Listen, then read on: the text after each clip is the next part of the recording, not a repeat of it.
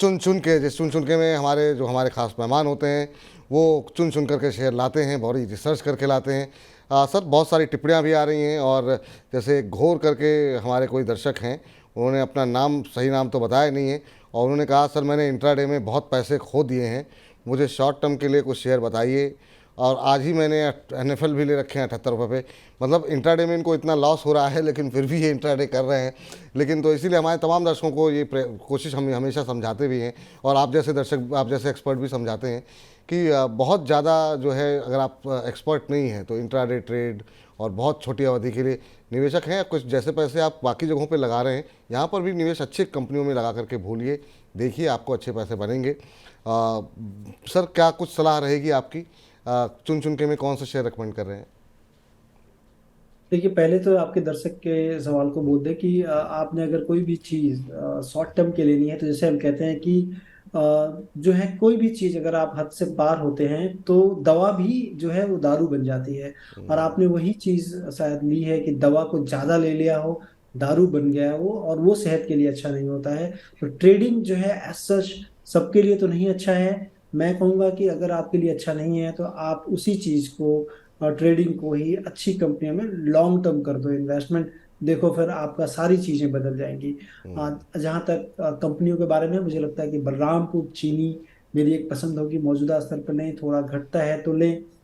इसमें एक reason being है कि कंपनी ने लास्ट ईयर में ही तकरीबन 1,000 करोड़ रुपए अपने केपेक्स में निवेश किए हैं। एथेनॉल कैपेसिटी बढ़ाई है कंपनी ने, क्योंकि सरकार की जो जद्दोजहद है कि 12% से ज्यादा 20% तक हम जाएंगे एथेनॉल में, उस पे काफी बड़ा फोकस कंपनी ने का है। इसलिए जो है 480 रुपए के टारगेट के लिए इस कंपनी को हमने चुना है। दूसरी जो कंपनी है इंडसइंड बैंक है। फेस्टिव सीजन ऑन एनुअल है, और गाड़ियों का जो है काफी अच्छी बिक्री हो रही है।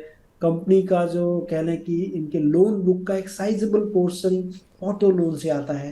तो इस कंपनी को भी देखा जा सकता है। मुझे लगता है कि 1,540 रुपए के टारगेट के लिए इंडसइंड बैंक को भी आप देख सकते हैं।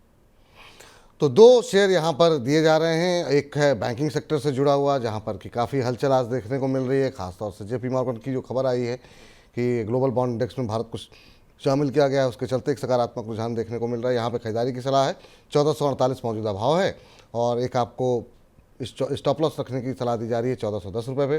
1540 रुपये यानी कि मौजूदा भाव से करीब करीब 100 रुपये ऊपर के लक्ष्य आपको इंडसइंड बैंक में देखने को मिल सकते हैं। मुनाफे की मिठास आपको चीनी के अंदर देखने को मिलेगी। बलरामपुर चीनी खरीद के चल सकते हैं आप।